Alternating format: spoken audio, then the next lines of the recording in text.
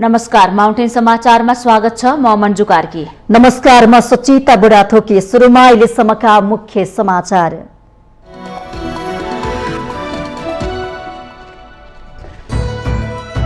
सरकारले सार्वजनिक गरेको वार्षिक नीति तथा कार्यक्रममाथि आजदेखि छलफल हुँदै प्रधानमन्त्री देउबाले संसदमा छलफल प्रारम्भ गरियोस् भन्ने प्रस्ताव पेश गर्ने कार्यसूची।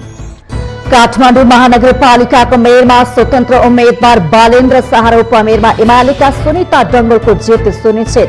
विजय जुलुस नगर्न बालेनको अपील। सरकारद्वारा 25वटा अत्यावश्यक सेवामा हडताल निषेध गर्ने सूचना राजपत्रमा प्रकाशन गर्ने निर्णय, 5 जना सचिवहरूको सरुवा। स्थानीय तह निर्वाचनको परिणाम सन्तोषजनक नभएको एमाले संसदीय दलको निष्कर्ष। पार्टीलाई थप संगठित र व्यवस्थित बनाउँदै निर्वाचनको तयारीमा लाग्नुपर्नेमा जोड। हरेक वर्ष झैं यसपालि पनि लोभ लाग्दा योजना सहित सरकारले नीति तथा कार्यक्रम ल्यायो। घोषणा गर्ने योजना कार्यान्वयन हुन नसक्ने विगतका समस्याबाट मुक्त हुनेमा भने आशंका। बन्दुक संस्कृति विश्वको महाशक्ति अमेरिकाको प्रमुख टाउको दुखाई। 33 करोड जनसंख्या भएको अमेरिकामा त्यहाँका नागरिकसँग 39 करोड हतियार रहेको तथ्याङ्क। र royal Challengers Bangalore IPL T20 क्रिकेटको क्वालिफायरमा प्रवेश। बेंगलोरसँग लखनऊ सुपर जायन्ट्स 14 रनले पराजित।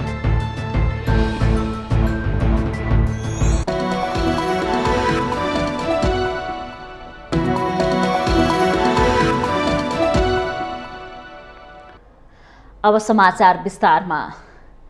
सरकारले मंगलबार सार्वजनिक गरेको वार्षिक नीति तथा कार्यक्रममाथि आजदेखि छलफल हुँदैछ।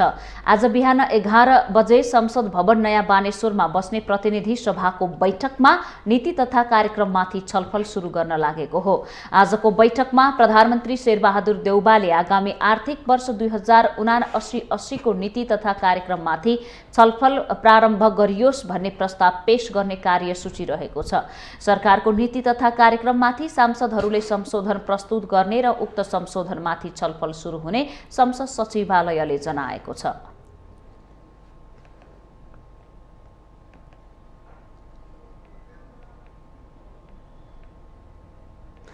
काठमाडौँ महानगरपालिकाको मेयरमा स्वतन्त्र उम्मेद्वार बालेन्द्र शाहको जित सुनिश्चित भएको छ। गन्न बाँकी मतभन्दा निकटतम प्रतिद्वन्द्वीसँगको मतान्तर बढी भएपछि स्वतन्त्र उम्मेद्वार शाहको जित सुनिश्चित भएको हो। पछिल्लो नतिजा अनुसार बालेनले 57,777 मत पाउँदा गठबन्धनको तर्फबाट उम्मेद्वार बनेकी कांग्रेसको सर्जना सिंहले 35,371 मत ल्याउनु भएको छ। नेकपा एमालेका उम्मेद्वार केशव स्थापित 34,626 मत ल्याएर तेस्रो स्थानमा हुनुहुन्छ। यसैगरी उपमेयरमा एमाले उम्मेद्वार बनेकी सुनिता डंगोल निर्वाचित हुने पक्का भएको छ। जित सुनिश्चित भएसँगै काठमाडौँ महानगरपालिकाको मेयरका उम्मेद्वार बालेन्द्र शाहले निर्वाचनको परिणामलाई जित हारको रूपमा नहेर्न पनि अपील गर्नु भएको छ। सामाजिक सञ्जाल मार्फत एक वक्तव्य जारी गरे बालेनले आफ्नो समर्थकहरूलाई विजय जुलुस नगर्न र त्यसैको नाममा विभिन्न जिल्लाबाट काठमाडौँ नआउन पनि आग्रह गर्नु भएको छ। जित हारलाई मतगणना सकेसँगै बिर्सेर घोषणा पत्रमा गरेका प्रतिबद्धता लागू गर्न सकेका दिन सबै मिलेर विजय उत्सव मनाउने उहाँको वक्तव्यमा उल्लेख छ। स्थानीय तह निर्वाचन 2079 हामीलाई मत दिने, समर्थन गर्ने तथा निर्वाचन प्रक्रियामा सामेल हुने सबैलाई धन्यवाद दिँदै उहाँले महानगरको उन्नतिको लागि सबैसँग सहकार्यको आग्रह पनि गर्नु भएको छ। यसैगरी पोखरा महानगरपालिकामा गठबन्धनका उम्मेद्वार नेकपा एकीकृत समाजवादीका धनराज आचार्यले 58,893 मत ल्याएर विजय हुनु भएको छ भने उहाँका निकटतम प्रतिस्पर्धी एमालेका कृष्ण थापाले 52,848 मत ल्याउनु भएको छ। उपमेयरमा एमालेकी मन्जु देवी गुरुङ कांग्रेसकी कोपिला राणाभाटलाई पराजित गर्दै विजय हुनु भएको छ। गुरुङले 58,582 मत प्राप्त गर्दा राणाभाटले 54,547 मत प्राप्त गर्नु भएको छ। यस्तै ललितपुर महानगरपालिकामा मेयर तथा गठबन्धनका कांग्रेस उम्मेद्वार चिरीबाबु महर्जनले 42,722 मतका साथ विजय हुनु भएको छ भने उहाँका निकटतम प्रतिस्पर्धी एमालेका हरिकृष्ण बेजनकारले 24,560 मत प्राप्त गर्नु भएको छ। त्यस्तै उपमेयरमा एमालेकी मञ्जली साकीले जित हासिल गर्नु भएको छ। यता वीरगञ्जमा जसपा, भरतपुरमा माओवादी केन्द्र र विराटनगर महानगरपालिकामा कांग्रेसले जित हासिल गरेको छ।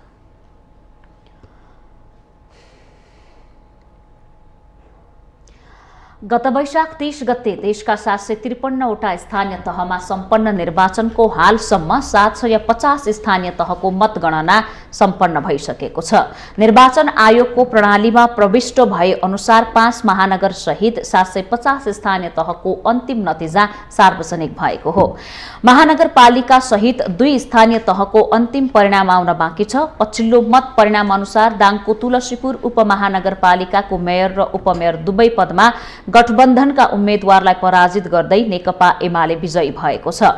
तुलसीपुरको मेयरमा टीकाराम खड्का 3691 मतान्तरले विजयी हुनुभएको हो। खड्काले 31408 मत प्राप्त ल्याउँदा उहाँका निकटतम प्रतिद्वन्दी सत्ता गठबन्धनको तर्फबाट कांग्रेसका गेहेन्द्र गिरीले 27717 मत प्राप्त गर्नुभएको छ। उपप्रमुखमा एमालेकै स्यानी चौधरी 9532 मतान्तरका साथ विजयी हुनुभएको छ। चौधरीले 30597 मत प्राप्त गर्नुभएको छ भने उहाँका निकटतम प्रतिस्पर्धी गठबन्धनका तर्फबाट नेकपा एकीकृत समाजवादीका जोगबहादुर राणाले 21065 मत प्राप्त गर्नुभएको छ। पछिल्लो नतिजा सार्वजनिक हुँदा नेपाली कांग्रेसले 327 वटा पालिकाको प्रमुख पद जितेको छ। यस्तै कांग्रेसले 300 वटा पालिकाको उपमेयर तथा उपाध्यक्ष पद जितेको छ। नेकपा एमाले नगरपालिका र गाउँपालिका गरी 205 वटा पालिकाको प्रमुख र 237 वटा पालिकाको उपप्रमुख पदमा जित हासिल गरेको छ। नेकपा माओवादी केन्द्रले 121 वटा पालिकाको प्रमुख तथा 126 वटा पालिकाको उपप्रमुख पद जितेको छ। जनता समाजवादी पार्टीले 30 वटा पालिकाको प्रमुख र 31 वटा पालिकाको उपप्रमुख पद विजयी हासिल गरेको छ। यस्तै नेकपा एकीकृत समाजवादीले 20 वटा पालिकाको प्रमुख र 24 वटा पालिकामा उपप्रमुख पद जितेको छ। लोकतान्त्रिक समाजवादी पार्टीले 16 वटा पालिकाको प्रमुख र 12 वटा पालिकाको उपप्रमुख पद जितेको छ। यस्तै अन्य दल र स्वतन्त्र उम्मेद्वारहरूले 30 वटा पालिकाको प्रमुख र 18 वटाको उपप्रमुख पदमा विजय हासिल गरेका छन्। निर्वाचन आयोगमा दर्ता भएका 79 वटा दल मध्ये 13 वटा दलले पालिकाको प्रमुख र उपप्रमुख पद जितेको निर्वाचन आयोगले जनाएको छ।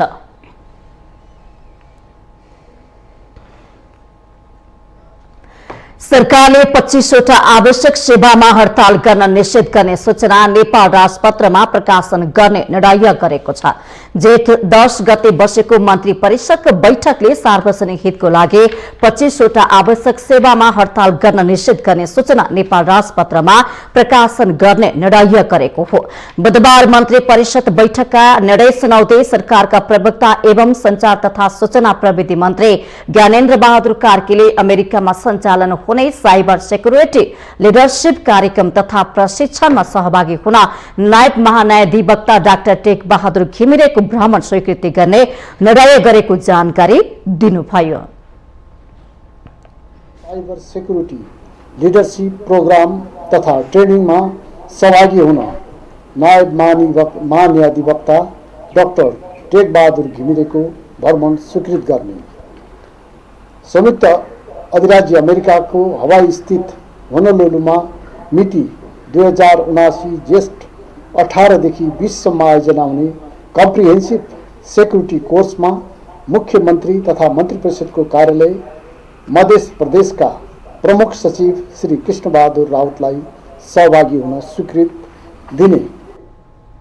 सरकारले सचिवहरू रविन्द्रनाथ श्रेष्ठ, सुरेश आचार्य, मणिराम गेलाल, सुशील चन्द्र तिवारी र गोपाल प्रसाद सेक्देलाई क्रमशः प्रमुख अधिकृत राष्ट्रिय सतर्कता केन्द्र, प्रधानमन्त्री तथा मन्त्री परिषदको कार्यालय, खानेपानी मन्त्रालय, ऊर्जा जलस्रोत तथा सिंचाई मन्त्रालय र भौतिक पूर्वाधार तथा यातायात मन्त्रालयमा सरुवा गरेको छ।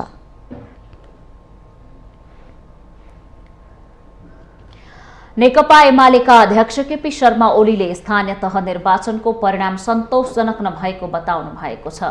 बुधबार नेकपा एमालेको संसदीय दलको बैठकमा सम्बोधन गर्दै अध्यक्ष ओलीले स्थानीय तह निर्वाचनको परिणाम पार्टीका लागि सन्तोषजनक नभएको बताउनु भएको हो।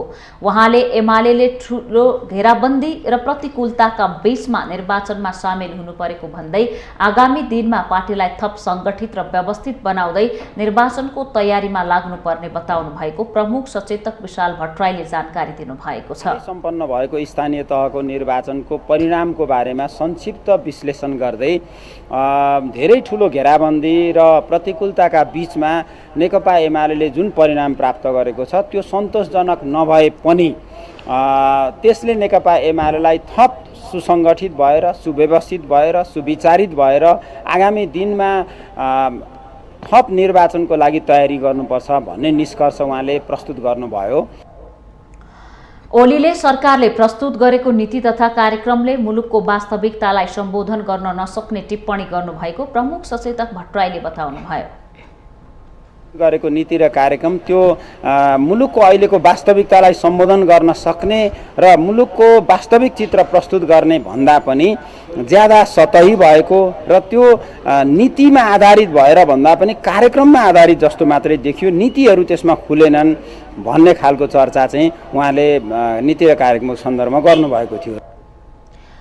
संसदीय दलको बैठकमा सम्बोधन गर्दै अध्यक्ष ओलीले हालै अमेरिकी उपविदेश मन्त्रीले नेपाल भ्रमणको क्रममा तिब्बती शरणार्थीलाई भेटेर उक्साउने काम गरेको भन्दै त्यस्तो गर्नु बेठिक भएको बताउनुभयो।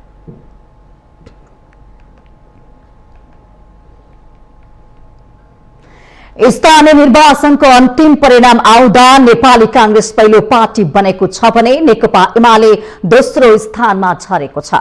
अघिल्लो पटकको मत परिणामसँग तुलना गर्दा नेपाली कांग्रेस र नेकपा माओवादी केन्द्रले आफ्नो पकड बढाएका छन् भने नेकपा एमाले निकै खुम्चिएको छ।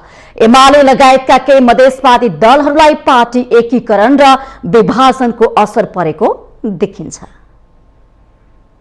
स्थानीय निर्वाचन 2079 को मतगणना लगभग सम्पन्न भएको छ।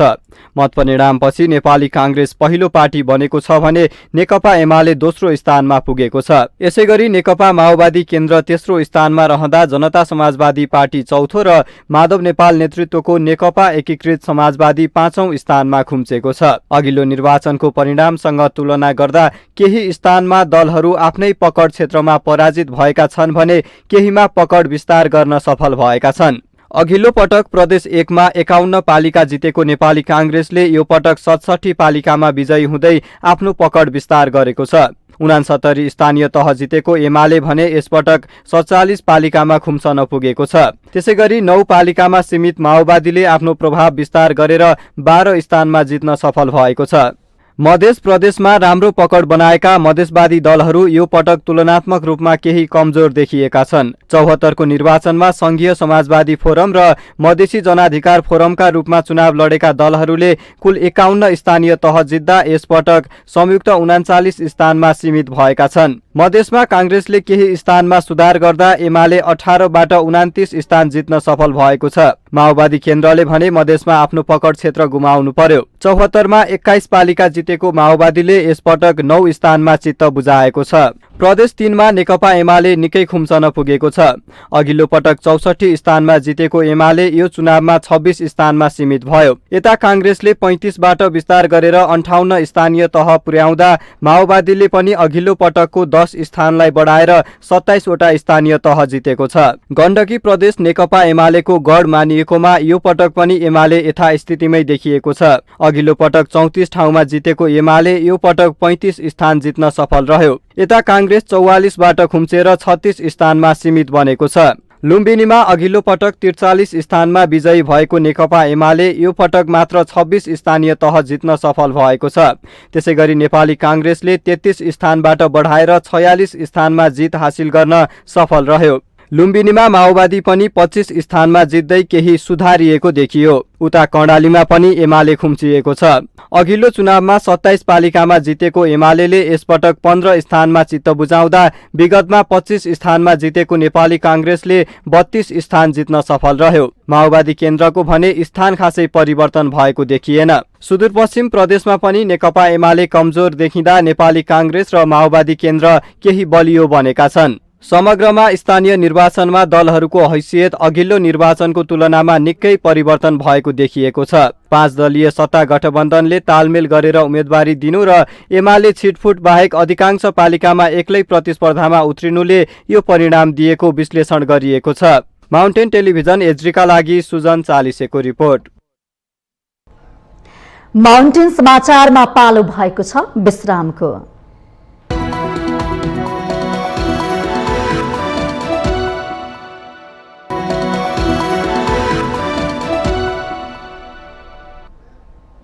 विश्रामपछि स्वागत छ। अब बाँकी समाचार।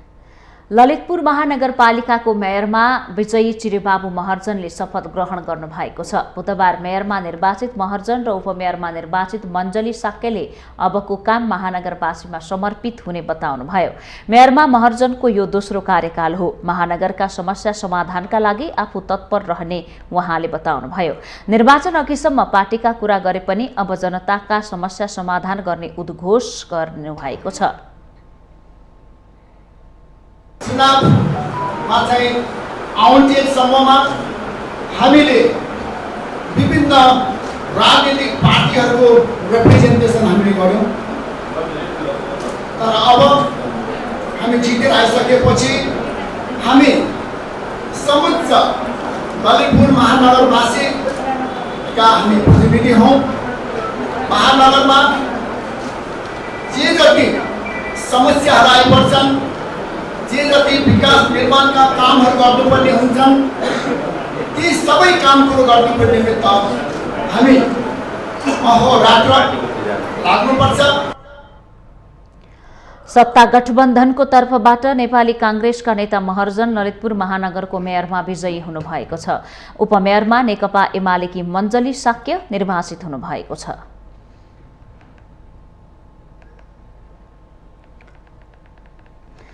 हालै सम्पन्न स्थानीय तहको निर्वाचनको जनमतले नेकपा एमालेलाई दोस्रो स्थानमा ओह्राली दिएको छ।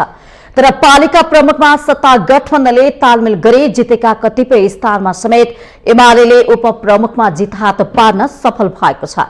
यसले मुख्य प्रतिस्पर्धा एमाले र कांग्रेस बीचमा नै रहेको प्रश्न पार्छ। 2074 सालको निर्वाचनमा पहिलो पार्टीका रूपमा आफूलाई स्थापित गरेको नेकपा एमाले यसपटकको स्थानीय तहको निर्वाचनको परिणामपछि दोस्रो स्थानमा सीमित भएको छ। नेपाली कांग्रेसले करिब 44% स्थानीय तहमा जित हासिल गर्दा एमाले भने जम्मा 28% पनि पुर्याउन सकेको छैन। गठबन्धनको जोडबलमा सत्ता पक्षले एमालेलाई पत्ता साफ पार्ने घोषणा गरिरहँदा पनि एमाले प्रमुखमा हार बेहोरेका थुप्रै पालिकामा उपप्रमुख पद जित्न सफल भएको छ। कतिपयले यसमा एमालेका अध्यक्ष केपी शर्मा ओलीको काम भन्दा कुरा धेरै गर्ने बानीका कारण रहेको विश्लेषण पनि गरिरहेका छन्। नेपाली कांग्रेस पहिलो पार्टी बन्नुमा गठबन्धनको भूमिका मुख्य रहेको भनेर चर्चा भइरहँदा एमालेको शक्तिलाई नजरअन्दाज गर्नु सत्ता गठबन्धनका लागि घातक हुन सक्छ। नेकपा एमालेका नेता लालबाबु पण्डितले एमाले नै नेपालको राजनीतिलाई जोगाएको र एमालेलाई पन्छाएर कुनै पनि दल एकलौटी ढंगले अघि बढ्छ भन्न थालेमा त्यो मूर्खता मात्रै हुने जिकिर गर्नुहुन्छ। नेकपा एमालेलाई चाहिँ पन्छाएर कुनै पनि ठाउँमा म एकलौटी गरेर अनि अगाडि बढ्छु भन्ने हो भने त्यो सपना नदेखे हुन्छ। यदि यसै पटकको निर्वाचनमा गठबन्धन नभएको भए देशको म त भन्छु 60 देखि 70% भन्दा बढी पद पनि एक्लै नेकपा एमालेले जित्थ्यो। स्थानीय तह निर्वाचनबाट मुख्य दुई ठूला दलको जनमत बटुले पनि नेपाली कांग्रेस र नेकपा एमालेका लागि आगामी दिनहरू चुनौतीविहीन भने छैनन्। स्थानीय निर्वाचनमा जनताले विकल्पका रूपमा स्वतन्त्र उम्मेद्वारहरूलाई रोज्नु र भर्खरै अस्तित्वमा आएका सीके राउतको जनमत पार्टी होस् वा रेशम चौधरीको नागरिक उन्मुक्ति पार्टी, सानै परिमाणमा भए पनि उनीहरूले खोसेको जनमत ठूला भनिएका कांग्रेस एमालेका लागि चुनौती हो। राजनीतिक विश्लेषक विष्णु दाहालको विचारमा ठूला दलका नेताहरूलाई जनअभिमतको सम्मान र सुरक्षा भन्दा पनि एक अर्कालाई दोषारोपण र गाली गलौजको तल्लो स्तरमा उत्रेर भाषण गर्यो भने चुनाव जितिन्छ भन्ने भ्रम छ। दलहरूमा कांग्रेसले अनि एमालेले माओवादीले मत चाहिँ केमा पाछन् भन्दा तिनले नयाँ एजेन्डा बोकेका छैनन्।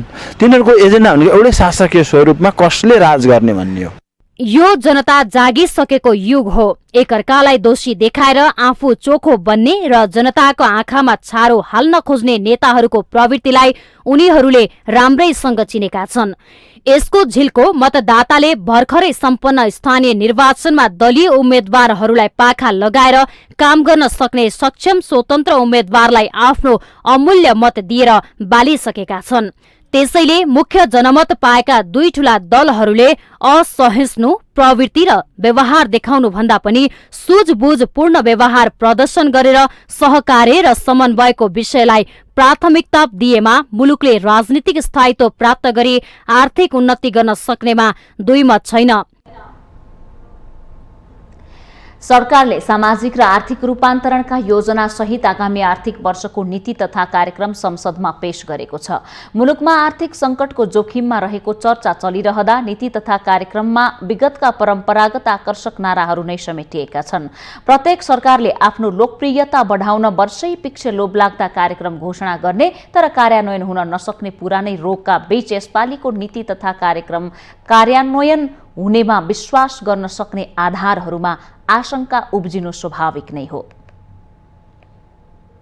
सरकारले आर्थिक वर्ष 2079-80 का लागि तयार पारेको नीति तथा कार्यक्रममा आयात प्रतिस्थापन, आन्तरिक उत्पादन वृद्धि तथा प्रगतिशील विकासलाई अगाडि बढाउने मुख्य लक्ष्य राखेको छ। गत वर्ष केपी शर्मा ओली नेतृत्वको सरकारले ल्याएका नीति तथा कार्यक्रम यस वर्ष समेटिएका छैनन्। सरकारले ल्याएको यस वर्षको नीति तथा कार्यक्रमका सन्दर्भमा सत्तापक्षले सकारात्मक रहेको टिप्पणी गर्दा सधैँ झैं विपक्षीले आलोचना गर्नु पनि नौलो कुरा होइन। सत्तापक्षले कार्यान्वयन हुन सक्ने कार्यक्रम ल्याएको दावी गरेको छ भने प्रतिपक्षी दल नेकपा एमालेले भने राजनीतिक र आर्थिक उद्देश्यविहीन भएको आरोप लगाएको छ। सरकारले यस पटक स्वदेशमै रोजगारी सिर्जनालाई मुख्य विषय बनाएको छ, तर कार्यान्वयन भने त्यति सहज देखिँदैन। निर्माण कार्य अथवा चाहिँ परियोजना कार्यान्वयन पक्षमा भएका कमी कमजोरीहरू कानुन बनाएरै त्यसलाई चाहिँ संशोधन गर्ने, सम्बोधन गर्ने भनेको छ। त्यसकारणले सरकारले त्यो पक्षमा पनि कहाँ समस्या छन्, नीतिगत समस्या छन् कि कानुनका समस्या छन् कि त्यसलाई सम्बोधन गर्ने नीति तथा कार्यक्रममै उल्लेख गरेको हुनाले र त्यो के समस्या हुन्, कस्ता छन् भन्ने कुरा धेरै पटक अब प्रतिवेदनहरू पनि तयार भएका छन्। ती प्रतिवेदनको आधारमा यदि सरकारले अहिले नीति तथा कार्यक्रममा घोषणा गरे अनुसार यदि नीतिगत सुधार गरेर, कानुनमा सुधार गरेर गर्ने, अब व्यवस्थाको पक्षमा चाहिँ सुधार गरेर गयो भने कार्यान्वयन गर्न सकिन्छ भन्ने आशा गर्छु। चालु आर्थिक वर्ष नीति तथा कार्यक्रम विहीन अवस्थामा मुलुक चल्नु परेको तितो यथार्थबीच गठबन्धन सरकारको तर्फबाट ल्याइएको यो कार्यक्रमप्रति आम चासो छ। गत वर्ष जेठ 8 गते तत्कालीन प्रधानमन्त्री केपी शर्मा ओलीले प्रतिनिधि सभा विघटन गरेका कारण चालु आर्थिक वर्ष नीति तथा कार्यक्रम विहीन भएको हो। यसपटक विदेशी लगानी भित्र्याउन सहज एवं प्रभावकारी वातावरण बनाउने निजी क्षेत्र मैत्री नीति, करको दायरा विस्तार, स्वदेशी उत्पादनमा अभिवृद्धि तथा कृषि क्षेत्रको विकासलाई प्राथमिकतामा राखेको छ। एकीकृत समाजवादी पार्टीका नेता झलनाथ खनाल भने सरकारको नीति तथा कार्यक्रमप्रति सन्तोषजनक देखिनुहुन्न।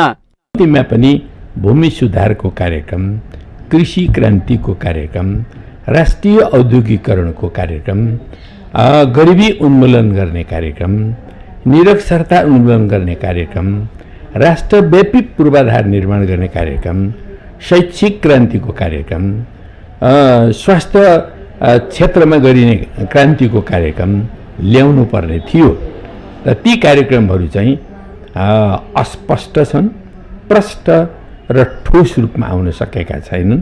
सरकारले अनुत्पादक क्षेत्रहरूमा खर्च कटौती, सेवा प्रवाहलाई विद्युतीय माध्यमबाट अगाडि बढाउनेदेखि निजी क्षेत्र मैत्री आर्थिक वातावरण बनाउने लक्ष्य कार्यान्वयन नै प्रमुख चुनौती रहेको छ। अहिले नेपालको नीति कार्यक्रम विकास बजेटको कुरा गरिरहँदाखेरि समस्या के हो भने हामीले पुँजीगत खर्च गर्न सकिरहेको छैनौँ कि त्यसलाई चाहिँ रिइन्जिनियरिङ कसरी गर्ने, रिफर्म कसरी गर्ने भन्ने कुरोमा चाहिँ बजेट नीति कार्यक्रमले बोल्न त खोज्यो हैन, बजेट र नीतिले चाहिँ नीति र कार्यक्रमले बोल्न त खोज्यो, तर यथार्थमा कसरी रिइन्जिनियरिङ गर्ने पुनर्संरचना नै गरे हुन्छ नि, आयोग बनाएर गरे हुन्छ नि, यो कुराहरूमा पनि अलि बोलिरहेको छैन। सरकारले प्रत्येक वर्ष विभिन्न किसिमका लोकप्रिय नीति तथा कार्यक्रमहरू ल्याउँदै आइरहेको छ, तर 2048 साल यता सरकारले घोषणा गरेका अधिकांश कार्यक्रम कागजमा मात्रै सीमित भएको वास्तविकताले यस कार्यान्वयनमा भने ढुक्क हुन सक्ने अवस्था देखिँदैन। माउन्टेन टेलिभिजन एचडीका लागि क्यामेरामा विक्रम साक्यका साथमा बटुकराज गिरीको रिपोर्ट। माउन्टेन समाचारमा पालो भएको छ विश्रामको।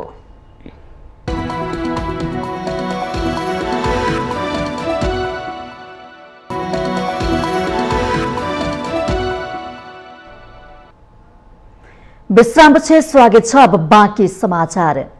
विद्यालय तहको पाठ्य पुस्तक छपाएको जिम्मेवारी पाएको जनक शिक्षा सामग्री केन्द्रले स्थानीय तह निर्वाचन र रुस युक्रेन युद्धको कारण काम गर्न नसकेको जनाएको छ।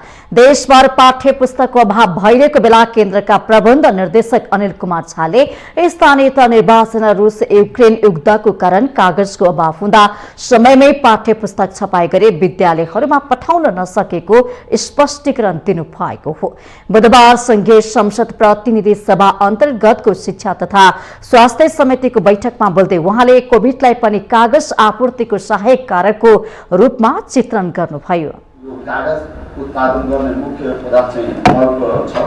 त्यो पल्पको उत्पादन चाहिँ युरोपियन कन्ट्रीहरूमा मात्रै हुने गरेको र त्यसको लागि इन्धनहरू, कोइलाहरू यी सबै चिज चाहिने भएको हुनाले इन्डोनेसियाबाट आपूर्ति हुन सकेन अनि रुस युक्रेनबाट हुनुपर्ने र रुस नै सबभन्दा ठुलो कागज आपूर्ति गर्ने संस्था भएको हुनाले रुसमा त्यो युद्धले गर्दाखेरि त्यसको उत्पादन बन्नुभयो। अन्य निकायहरूबाट उत्पादन, अन्य देशबाट उत्पादन हुँदाखेरि सबै ठाउँमा हाहाकार भयो। मेन चाहिँ रुसबाट उत्पादन बन्द भएको हुनाले त्यो प्रभाव पर्यो।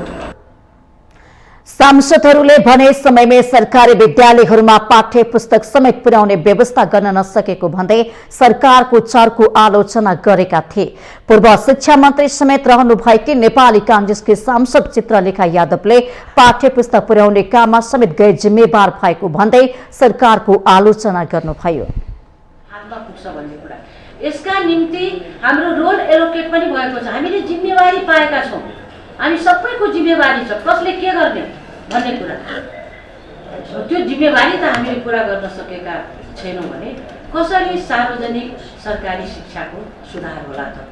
कसरी गुणस्तरीय शिक्षा सबैले पाउन् त?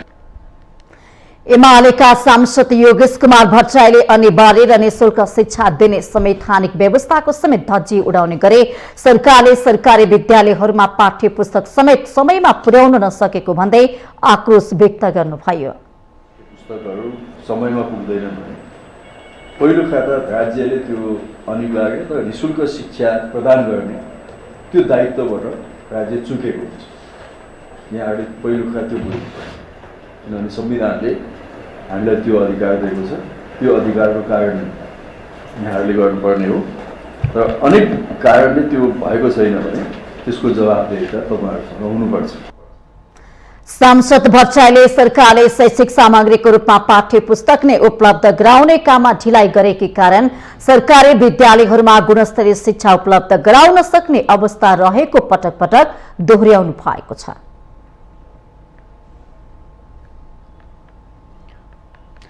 पोखरा महानगरपालिकाका नवनिर्वाचित मेयर धनराज आचार्यले निर्वाचन आयोगको बदनियतका कारण स्थानीय तह निर्वाचनमा ठूलो संख्यामा मतबदर भएको बताउनु भएको छ। नेकपा एकीकृत समाजवादीबाट मेयर निर्वाचित आचार्यले प्रमुख निर्वाचन आयुक्त दिनेश कुमार थपलिया संवैधानिक निकायको मर्यादामा नबसेकै कारण 50% भन्दा बढी मतबदर हुन गएको भन्दै चर्को आलोचना गर्नुभएको छ। सुनेको छु 50% भन्दा बढी मत बदर भएको छ। बेइज्जत कसको भयो? कार्यक्षमतामाथि प्रश्न कसको उठ्यो? निर्वाचन आयोगको। त्यस कारणले गर्दा आफ्नो यो गल्तीलाई सच्याएर श्रीमान दिनेश थपलियाजीले जवाफ दिनुहोस् नेपाली जनतालाई, नेपाली नागरिकलाई। यो खालको बदनियत गर्न मिल्दैन। मैले किन यति जोड दिएर यो कुरा भनेको छु भने यसमा हाम्रो पीडा छ।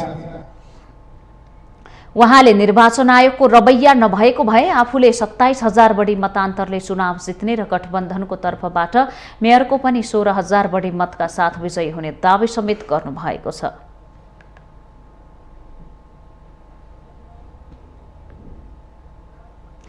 स्थानीय तहको निर्वाचनको मतगणना सकिने क्रममा छ। विजयी जनप्रतिनिधिहरूले कार्यभार सम्हाल्न पनि सुरु गरिसकेका छन्। राजनीतिक दलहरूले विभिन्न महत्वाकांक्षी योजनासहितका घोषणा पत्र जारी गरेर स्थानीय तहमा जित्ने कालदा अघिल्लो कार्यकालमा आशा अनुसार काम हुन नसकेको स्थानीय तहमा अबका प्रतिनिधिहरूले कतिको काम गर्छन् त्यो हेर्न आम नागरिक भने आतुर देखिएका छन्। एकाध बाहेकका अधिकांश स्थानीय तहको मत परिणाम सार्वजनिक भइसकेसँगै विजयी जनप्रतिनिधिहरूले कार्यभार सम्हालिसकेका छन्। देश संघीय संरचनामा गइसकेपछि सम्पन्न स्थानीय तहको दोस्रो निर्वाचनबाट चुनिएका जनप्रतिनिधिहरूसँग आम नागरिकले भने ठूलो अपेक्षा राखेका छन्। उनीहरू खानेपानी, बाटो, रोजगारी, स्थानीय तहबाट हुने सिफारिस लगायत जनजीविकासँग जोडिएको समस्या सम्बोधन होस् भन्ने अपेक्षा राख्दछन्।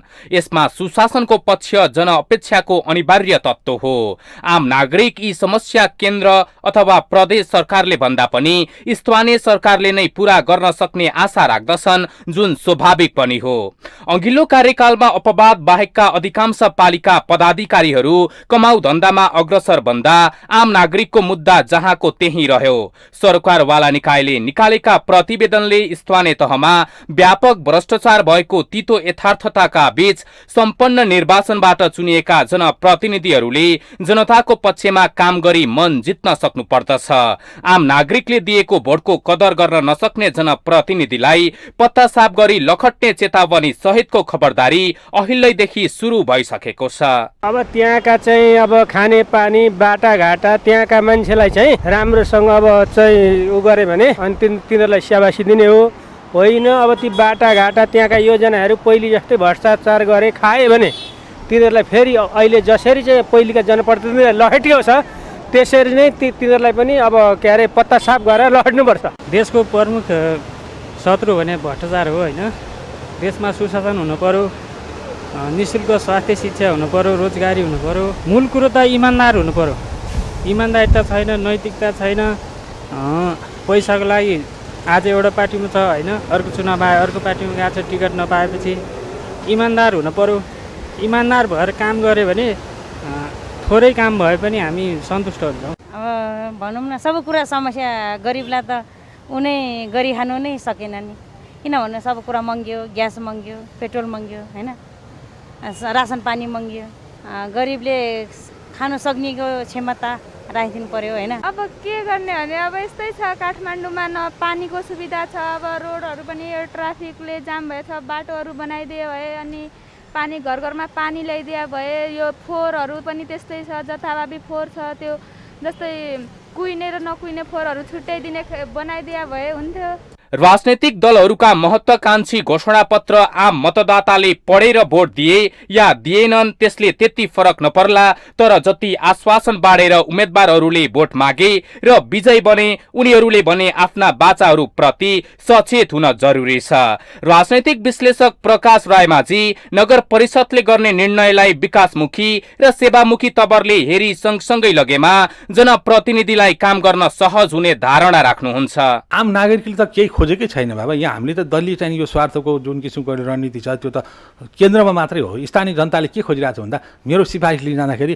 त्यहाँ चाहिँ मैले छिटो पाऊँ, मेरो एउटा चाहिँ सामान्य नागरिकताको सिफारिस छ र मेरो जग्गाको सिफारिस छ, मूल्याङ्कनको सिफारिस छ, मेरो जग्गाको साँझ सन्ध्याको विवाद छ, यी कुराहरू मिलाइदेऊ। यी तफसिलका सामान्य कुरा छन् र मेरो घरमा चाहिँ पुल पुलिसा बनाइदेऊ आदि इत्यादि जुन एकदमै थोरै मागहरू स्थानीय जनतामा हुन्छ र त्यसलाई राज्यले चाहिँ स्थानीय निकायले सम्बोधन गर्न सहज पनि छ। धेरै ठुलो कुरो होइन। नगर परिषद र नगर परिषदले गर्ने निर्णयहरूलाई विकासमुखी र सेवामुखी दुईटा एउटा सँगसँगै लाने अवधारणा बनायो भने स्थानीय निकायका प्रतिनिधिलाई काम गर्न पनि सहज हुन्छ र त्यसका निमित्त धेरै ठुलो सेक्रिफाइस पनि गर्नु पर्दैन, मात्रै कमिसन नलिए पुग्यो। स्थानीय निकायलाई दलीय राजनीतिको स्वार्थबाट माथि उठाएर सेवा र विकासमुखी काममा अग्रसर भई प्रतिनिधिहरूले आफू सक्षम भएको सिद्धि गर्न सक्नु पर्दछ। स्थानीय तहलाई विभिन्न कार्यकारिणी अधिकार दिएकै कारण स्थानीय सरकार बनिएको हो। यो सरकारमा 5 वर्षको म्यान्डेट पाएर जनप्रतिनिधिहरू चुनिएका छन्। जनताले गरेका अपेक्षा पूरा गर्न निर्वाचित जनप्रतिनिधिहरू अग्रसर हुनै पर्छ। नागरिकको मतको कदर हुनै पर्छ, होइन भने जनप्रतिनिधिलाई कालो मोसो दल्नेदेखि लिएर जुत्ताको माला लगाइदिने नागरिकको कमी छैन। बेलैमा चेतना भया। माउन्टेन टेलिभिजन एसटीका लागि क्यामेरामा विवेक श्रेष्ठका साथमा नवराज पौडेलको रिपोर्ट। हामीसँग आर्थिक अन्तर्राष्ट्रिय र खेल समाचार बाँकी नै छन्। माउन्टेन समाचारमा पालो भएको छ विश्रामको।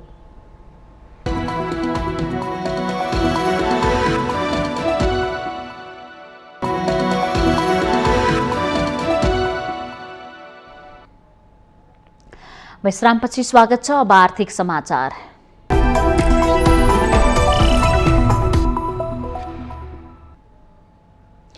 भारत सरकारले चिनी निर्यातमा रोक लगाउने भएको छ।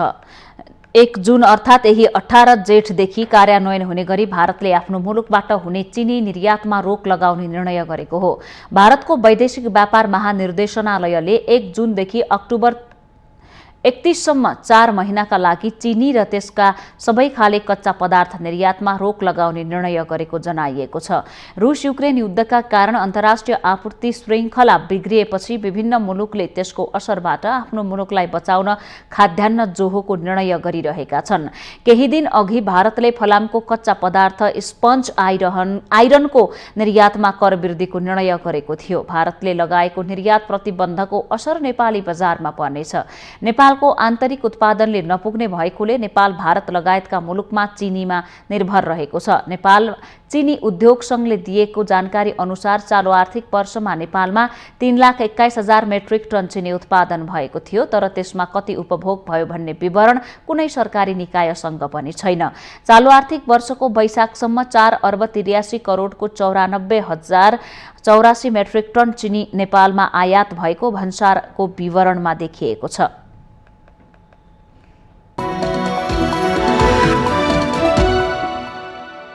यो सँगै हामी माउन्टेन समाचारको अन्त्यमा आइपुगेका छौं। जाँदा जाँदै मुख्य समाचार पुनः एकपटक।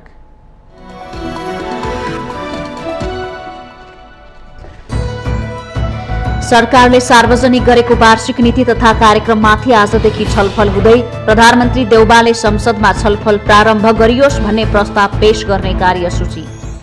काठमाडौँ महानगरपालिकाको मेयरमा स्वतन्त्र उम्मेद्वार बालेन्द्र शाह र उपमेयरमा एमालेका सुनिता डंगोलको जित सुनिश्चित, विजय जुलुस नगर्न बालेनको अपील।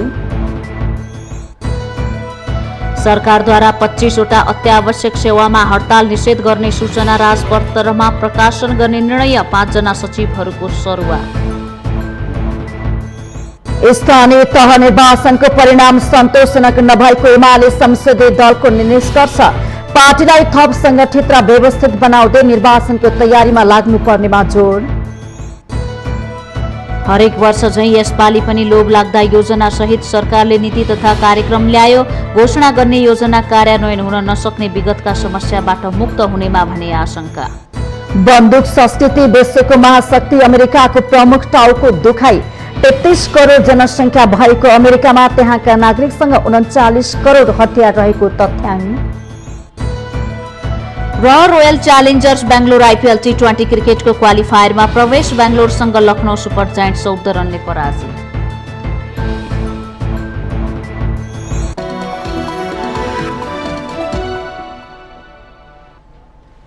माउन्टेन समाचार अहिलेलाई सकियो। सत्य, तथ्य र निष्पक्ष समाचारको लागि माउन्टेन टेलिभिजन एसडी हेर्दै रहनुहोला। नमस्कार।